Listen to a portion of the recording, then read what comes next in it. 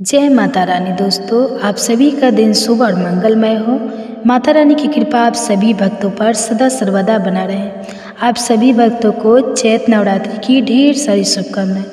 दोस्तों, नवरात्रों में जो भक्त खा लेता है यह दो सब्जी, उसका व्रत टूटने से कोई नहीं रोक सकता। 2025 में चैत नवरात्रि कब है, क्या है, पूजा का शुभ मुहूर्त क्या है, क्या खाए नहीं हो जाइए खुश होइए, क्योंकि माँ दुर्गा इस वर्ष चैत्र नवरात्रि में हाथी पर सवार होकर आ रही है।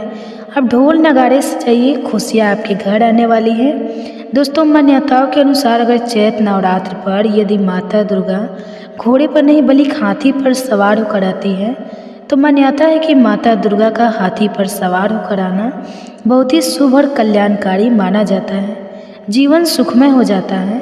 भक्ति का भरपूर लाभ भक्तजनों को मिलता है। दिल को सुकून मिलता है।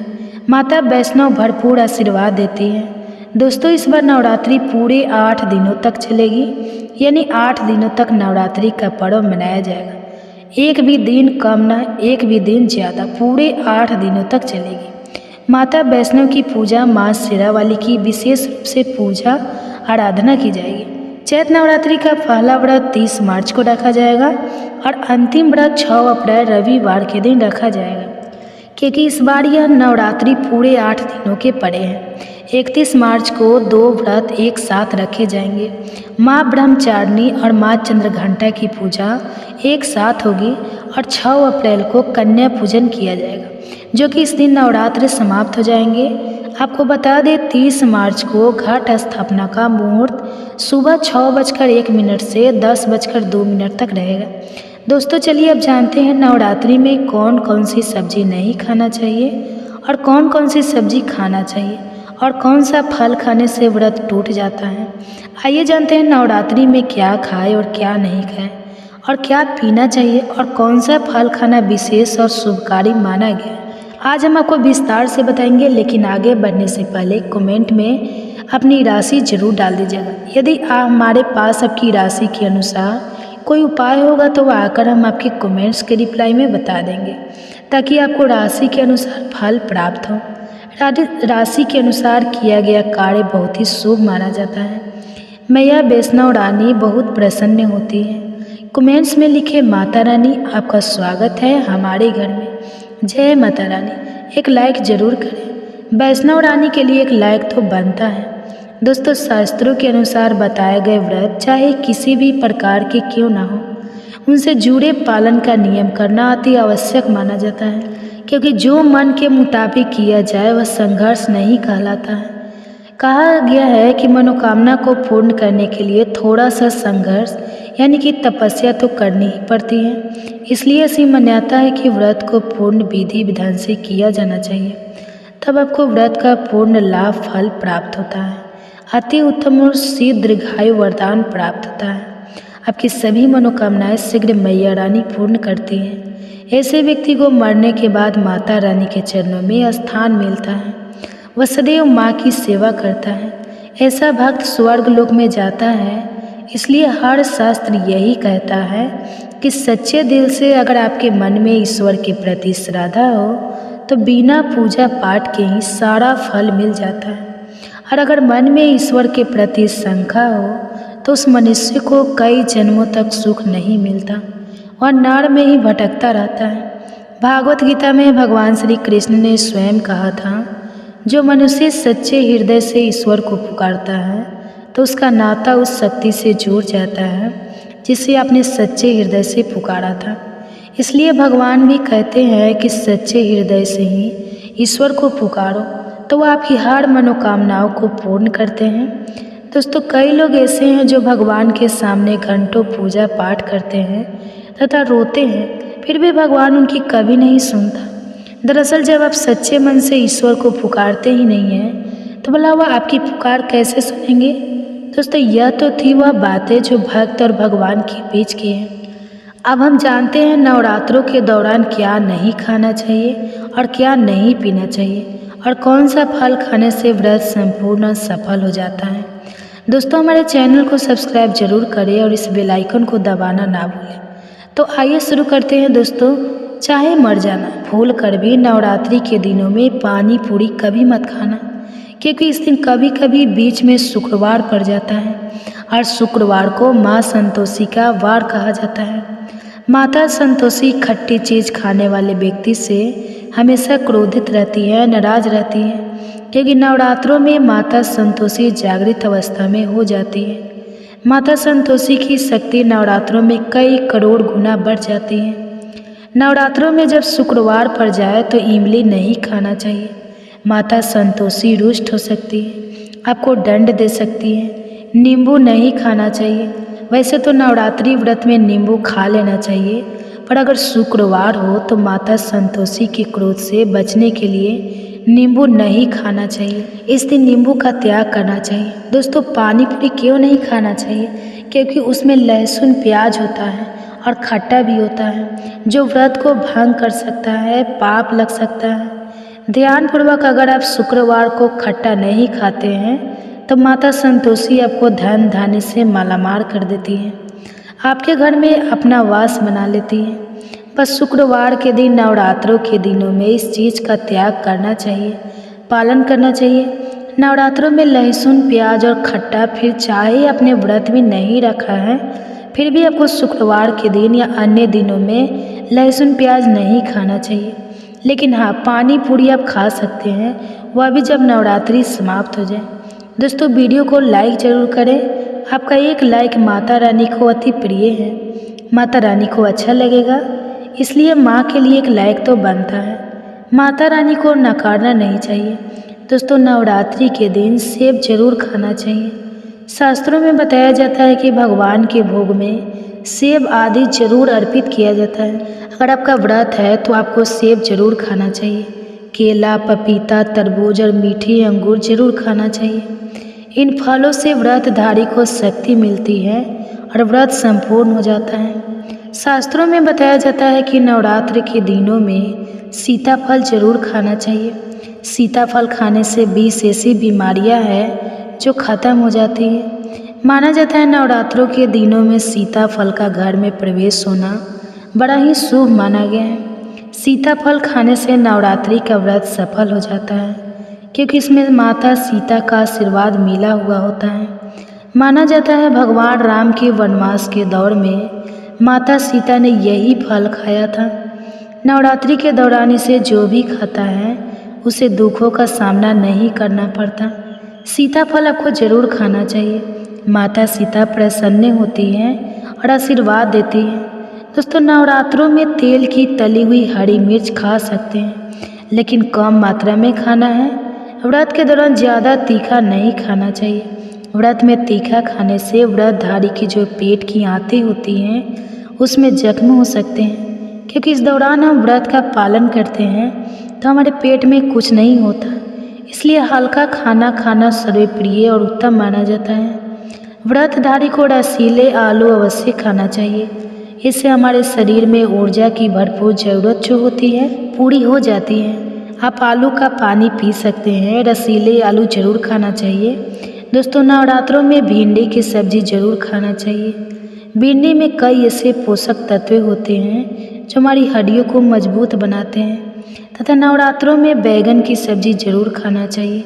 लेकिन याद रहे, जब नवरात्रों में सोमवार पड़ जाए तो बैगन की सब्ज़ी मत खाना, पाप लगेगा।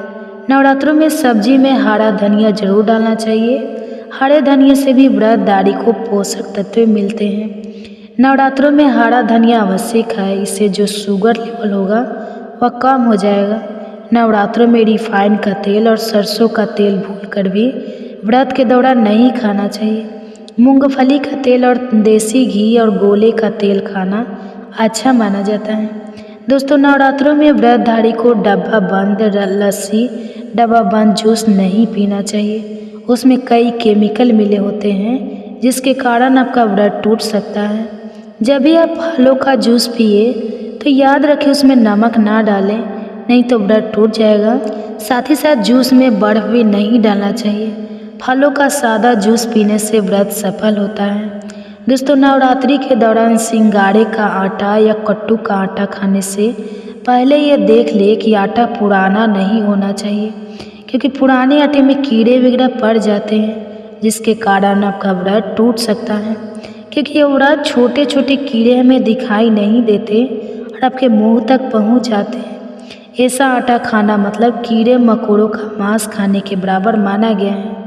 दोस्तों, नवरात्रि के दौरान आप शाम के समय खाने में दही ले सकते हैं, आलू वगैरह खा सकते हैं, आलू के चिप्स खा सकते हैं, साबूदाने की टिकिया बनाकर खा सकते हैं, साबूदाने की खिचड़ी खा सकते हैं, आलू के पापड़ भी खा सकते हैं। सब्जियां तो ऐसी है जो नवरात्रि के दौरान भोजन में शामिल कर सकते हैं। इससे आपको एनर्जी मिलेगी और व्रत सफल हो जाएगा। नवरात्रि के दौरान आप दूध पी सकते हैं जो आपको ताकत देगा। चाय वगैरह भी पी सकते हैं, लेकिन याद रहे उसमें नमक ना डालें। चाय में नमक डालने से व्रत भी टूट जाएगा और हड्डियाँ भी गल जाती हैं। एक बात का ध्यान रखिए, व्रतधारी को पेट पर खाना यानी गले तक भोजन नहीं करना, नहीं तो व्रत रखने का कोई भी फायदा नहीं होगा। थोड़ा थोड़ा खा सकते हैं। दोस्तों, नवरात्रि के 9 दिन आदिशक्ति माँ दुर्गा को समर्पित होते हैं। नवरात्रि के 9 दिन माता रानी के 9 अलग अलग स्वरूपों का पूजन किया जाता है। नवरात्रि के 9 दिनों तक माता रानी को अलग अलग स्वरूपों के हिसाब से अलग अलग पुष्प, अलग अलग भोग अर्पित किए जाते हैं। लेकिन क्या आप जानते हैं, कुछ ऐसी वस्तुएं हैं जिन्हें नवरात्रि के दौरान भूलकर भी माता रानी को अर्पित नहीं करना चाहिए। अगर इन वस्तुओं को आप गलती से भी माता रानी को अर्पित कर देते हैं तो आपको व्रत और पूजन का पूर्ण लाभ नहीं होगा। इसलिए माता रानी की कृपा प्राप्त करने के लिए आपको ये जानना अति आवश्यक है कि वह कौन सी ऐसी वस्तुएं हैं जो माता रानी के पूजन में भूल कर भी इस्तेमाल नहीं करना चाहिए। तो आइए माँ का जयकारा लगाते हुए वीडियो को शुरू करते हैं। दोस्तों, नंबर 1, नवरात्रि के दौरान शादीशुदा महिलाओं को सफ़ेद कपड़े पहनकर पूजा पाठ नहीं करना चाहिए। साथ ही साथ काले कपड़े भी नहीं पहनना चाहिए। इससे पूजा व्रत अधिक खंडित हो जाती है। माता की चौकी जब आप लगाए तो उसके नीचे कागज़ नहीं लगाना चाहिए। माता की चौकी हमेशा लाल कपड़ा बिछाकर ही बनाना चाहिए। हमेशा याद रहे, नवरात्रों के 9 दिनों तक व्रतधारी को अपना आसन माँ की चौकी के आगे ही लगाना चाहिए और वहीं पर आपको सोना चाहिए।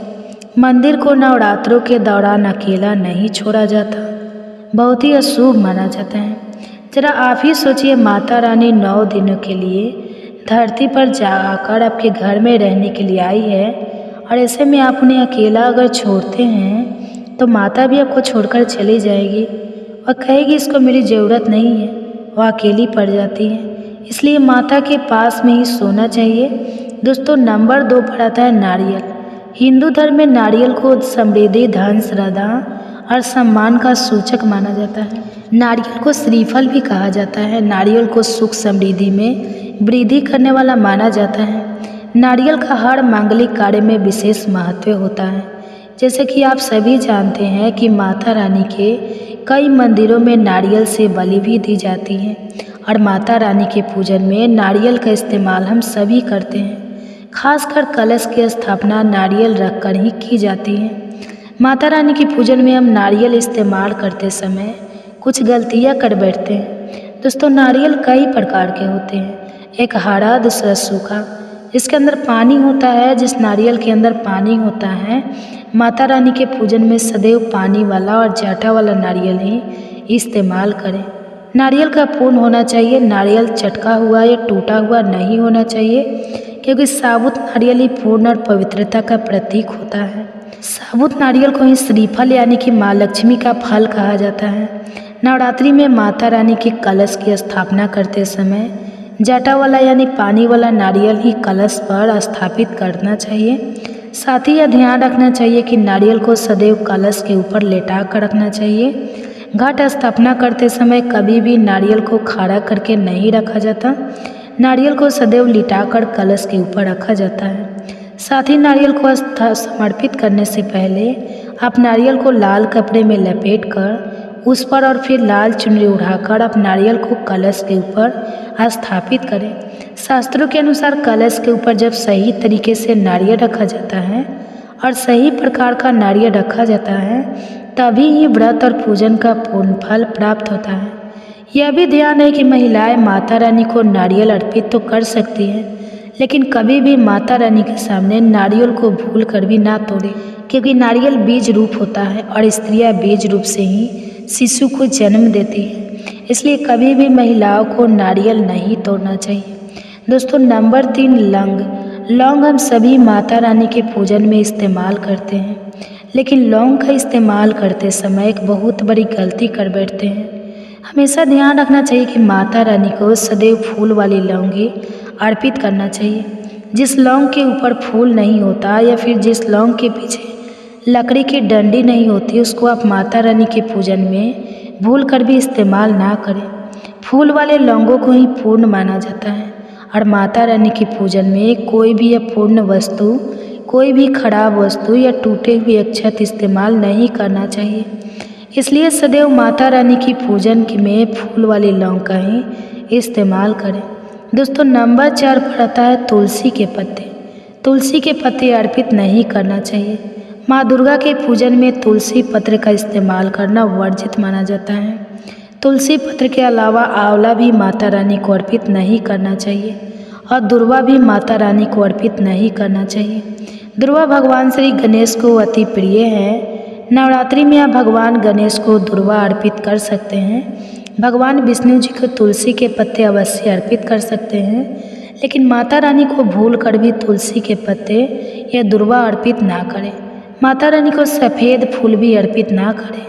माता रानी को सदैव लाल रंग के फूल अर्पित करना चाहिए। लाल रंग के फूल माता रानी को अति प्रिय है। खासकर माता को गुड़हल और कमल के फूल अति प्रिय हैं। शास्त्रों में बताया जाता है कि घर में माता रानी की 2 या 3 मूर्तियां या फोटो नहीं होना चाहिए।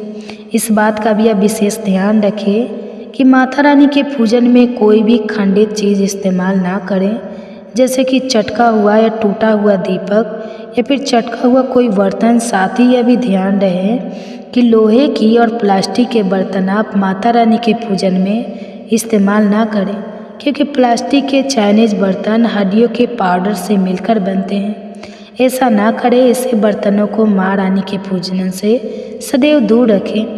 माता रानी को जो पुष्प अर्पित कर रहे हैं उन्हें सूंघना नहीं चाहिए। सूंघे हुए फूल या गिरे हुए फूल या फिर मुरझाए हुए फूल माता को अर्पित ना करें। दोस्तों कमेंट बॉक्स में लिखे जय माता दी। जानकारी पसंद आए तो एक लाइक तो बनता है। आपका एक लाइक हमारे लिए बहुत ही कीमती है। मैया रानी के लिए एक लाइक तो बनता ही है। धन्यवाद दोस्तों।